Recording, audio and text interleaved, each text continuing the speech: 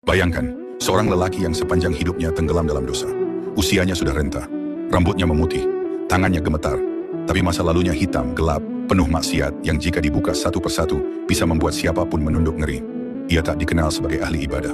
Namanya tak pernah disebut di masjid. Langkahnya lebih sering menuju tempat maksiat daripada menuju sajadah. Puluhan tahun ia hidup jauh dari Allah. Salat ditinggalkan, larangan diterjang. Bahkan nasihat hanya dianggap angin lalu. Hingga suatu malam, tubuhnya jatuh lemah di sudut kamar. Napasnya tersengal, dadanya terasa seperti diremas. Dunia seakan berputar pelan. Saat itulah lelaki itu sadar. Ini mungkin malam terakhirnya. Tak ada keluarga di sisinya.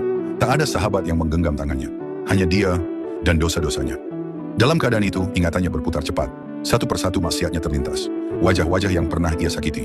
Salat yang pernah ia tinggalkan. Air mata mulai jatuh, membasahi pipinya yang keriput. Dengan sisa tenaga yang hampir habis, ia berusaha bangkit. Tubuhnya gemetar hebat.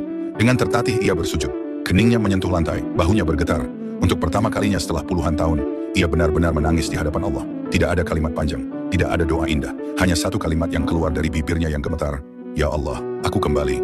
Tangisnya pecah. Di saat itulah, para malaikat yang mencatat amalnya terdiam. Lembaran dosa yang bertumpuk tinggi, mendadak berhenti bergerak.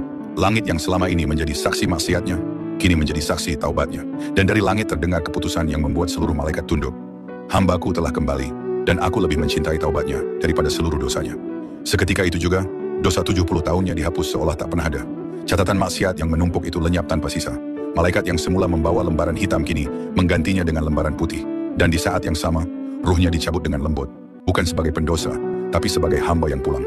Rasulullah bersabda, Allah lebih gembira dengan taubat seorang hambanya daripada seseorang yang menemukan kembali untanya yang hilang di tengah padang pasir. Dari kisah ini kita belajar, sebesar apapun dosa seorang hamba, pintu taubat tidak pernah tertutup sampai nyawa benar-benar naik ke tenggorokan. Tak peduli seberapa gelap masa lalu kita, tak peduli seberapa jauh kita pernah tersesat, selama kita masih bisa menangis dan berkata, Ya Allah, aku kembali, maka rahmatnya selalu lebih besar dari dosa kita.